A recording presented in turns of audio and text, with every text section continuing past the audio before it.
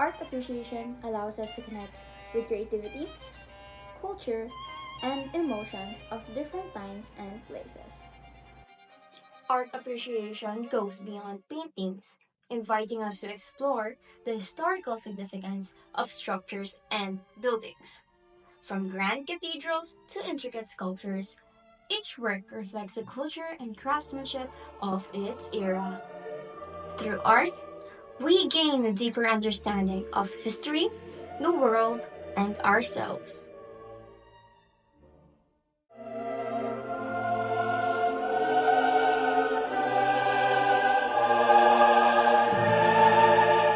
Speaking of structures, let me tell you all about the Hagia Sophia. The Hagia Sophia, originally constructed as a Greek Orthodox basilica in 360 Anno Domini in Constantinople.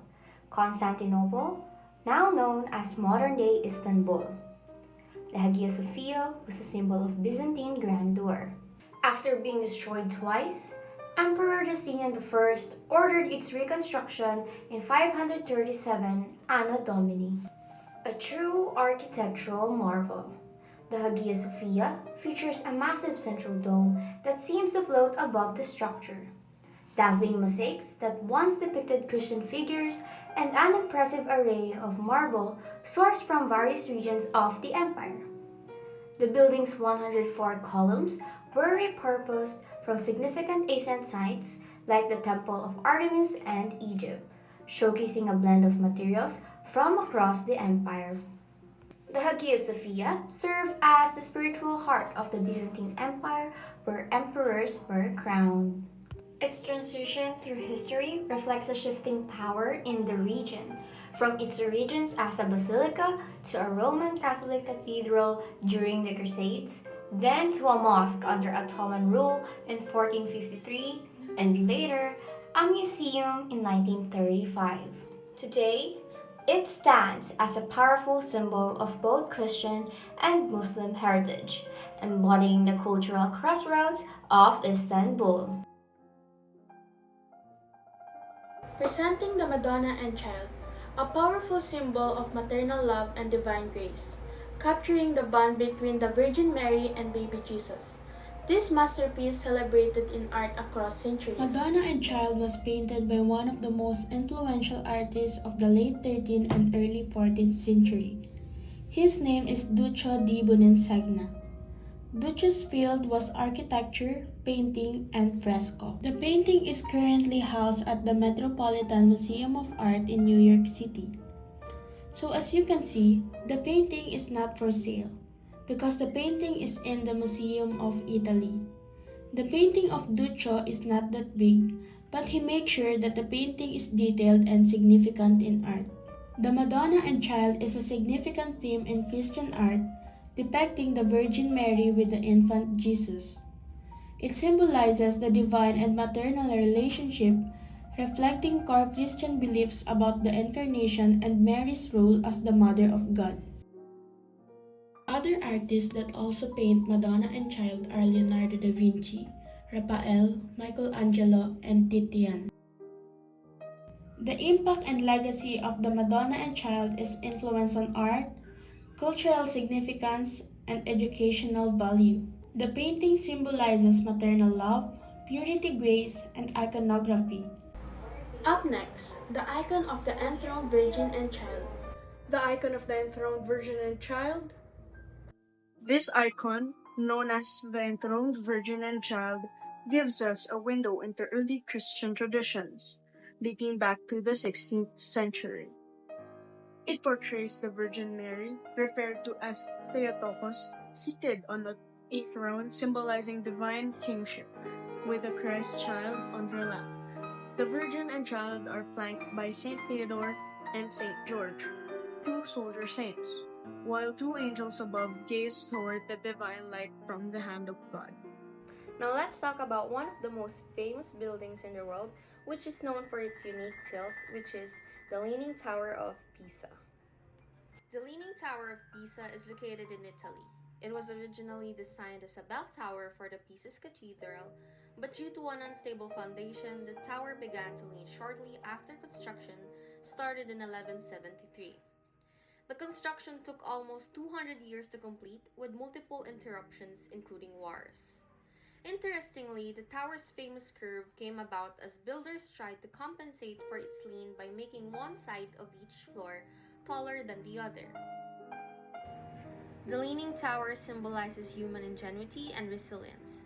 Despite its imperfections, it has become a global icon representing both architectural beauty and the triumph of creativity over structural challenges. Its Romanesque style is characterized by rounded arcs, thick walls, and decorative columns, all visible in the tower's elegant 8 stories. Today, the tower is a testament to early engineering attempts to build monumental structures on difficult terrain. In fact, extensive studies of the tower have contributed valuable insights into soil mechanics and structural engineering. The tower's fame is further linked to the legendary experiment by Galileo Galilei, who is said to have conducted his gravity test here, adding to its scientific importance. Christ Pantocrator, Romanesque style. Christ Pantocrator, a Stoic, somber Jesus, holds a book representing the gospel in his left hand, gesturing a blessing, and is surrounded by a cruciform figure. The Christ Pantocrator is a significant Christian icon depicting Jesus as the world's sovereign ruler, one of the oldest found in cave churches. The icon features a stoic face, long brown hair, and a beard, with Jesus holding a book with a blessing. The symbolism borrows from Roman imperial imagery and signifies Jesus as the legitimate ruler and judge over all. One of the most authentic and complete artworks of the early 13th century. It was the destination of the pilgrimage dedicated to the Virgin Mary, amongst the most popular in all medieval Western Christianity. The Pantocrator icon, a significant piece in the monastery collection, depicts Christ with 2 faces, representing Judge and Savior. It signifies the divine majesty of the Creator and ruler of the world. The oldest known icon, written in the 6th century, is preserved in St. Catherine's Sinai Desert Monastery. Next, Our Lady of Chartres Cathedral. Notre Dame de Chartres Cathedral, located in the central Val de Loire region. Chartres, a French and European architectural landmark, revolutionized Gothic construction with flying buttresses, counterbalancing weight, and ribs in ceiling vaulting, earning it UNESCO World Heritage Site status in 1979. Chartres Cathedral was built during a significant shift in European architecture, incorporating ported arcs, ribbed vault ceilings, and flying buttresses to create spaces filled with height and lift, despite using the old Roman basilica as their base. One of the most authentic and complete artworks of the early 13th century. It was the destination of the pilgrimage dedicated to the Virgin Mary, amongst the most popular in all medieval Western Christianity. Next is the Basilica of Sant Ambrogio. The Basilica of Sant Ambrogio, located in Milan, Italy, is a stunning example of Romanesque architecture. While its foundations date back to 379 AD, much of what we see today was constructed between the 9th and 12th centuries. The basilica's heavy columns, rounded arches, and solid brickwork reflect the strength and stability of the Christian community during the medieval period. Inside the basilica houses significant mosaics and frescoes, including 5th century depictions of Christ in glory, surrounded by saints. These artworks are not only important religious symbols, but also highlight the transition in architectural styles from early Christian to medieval forms. The basilica is a central pilgrimage site and a key part of Milan's cultural heritage. Its influence is felt in both religious and architectural history.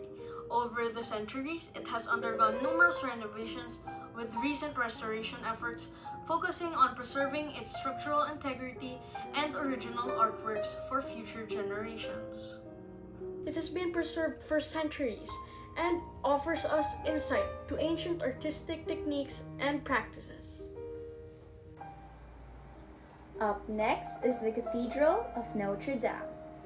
Notre Dame de Paris, a masterpiece of Gothic architecture that has stood at the heart of Paris for centuries. Located on Ile de la Cité, this iconic cathedral was built on the ruins of a Gallo-Roman temple. Construction began in 1160 under Bishop Maurice de Sully, with the choir, nave, and western facade completed by 1250. Its towering Gothic spires, stunning rose windows, and flying buttresses define its architectural brilliance.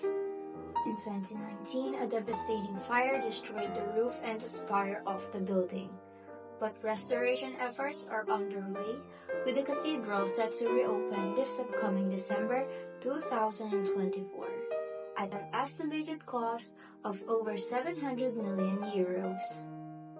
Notre Dame's legacy continues as it rises once again to inspire future generations.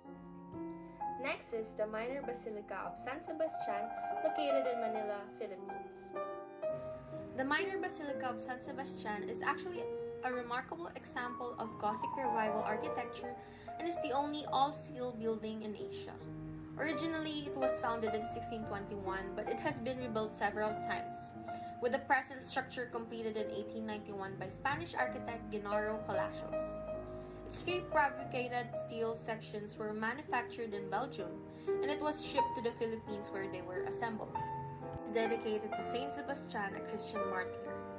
Its all-steel construction symbolizes strength and resilience, particularly in the face of the earthquakes that destroyed previous versions of the church. It also represents innovation and progress, being constructed at a time when steel was a modern building material. Architecturally, the basilica is reminiscent of European Gothic cathedrals, featuring pointed arcs, red vaults, and flying buttresses. The stained glass windows crafted by Heinrich Oidman of Germany depict various religious scenes. The interior is adorned with intricate designs, gold leaf accents, and painted surfaces that mimic marble and jasper. And as the only Gothic Revival structure in the Philippines, it represents the strength of Filipino Catholicism and the country's rich architectural heritage. It was declared a National Historical Landmark in 1973, and in 2011 it was included on the tentative list of UNESCO World Heritage Sites. Personally, I think this church is more than just a religious site, but it's more of like a cultural and historical treasure for the Philippines. Introducing the Ognisanti by Zimbabwe, a groundbreaking masterpiece of the early Renaissance, showcasing the Virgin Mary enthroned holding the Christ child with a striking sense of depth and realism. The artist of Ognisanti Madonna is Zimbabwe Arseni Di Pepo. He is a leading figure of early Renaissance art. The two artistic style of Zimbabwe is Byzantine influence and early Renaissance innovations. The three painting features of Ognisanti Madonna are central figures, surrounding figures, and iconography. The current location of Ognisanti Madonna is housed in the Museum of Uffizi Gallery in Florence, Italy. It is one of the museum's most celebrated pieces and plays a crucial role in understanding the evolution of Renaissance art. The Ognisanti Madonna by Zimbabwe is a masterpiece that encapsulates the artistic transformation of its time. It stands a significant precursor to the Renaissance, bridging the gap between Byzantine formality and the emerging naturalism of latter Renaissance art. Its place in art history is marked by its influence of subsequent artists and its representation of pivotal moment in Western art. To clear things up, in the Byzantine era, we have Hagia Sophia, Madonna and Child, icon of the enthroned Virgin and Child. For the Romanesque era, we have the Tower of Pisa, Basilica di San Ambrogio, and Christ Pantocrator. For the Gothic era, we have Our Lady of Chartres Cathedral, Cathedral of Notre Dame, Ognisanti Madonna, and Minor Basilica of San Sebastian.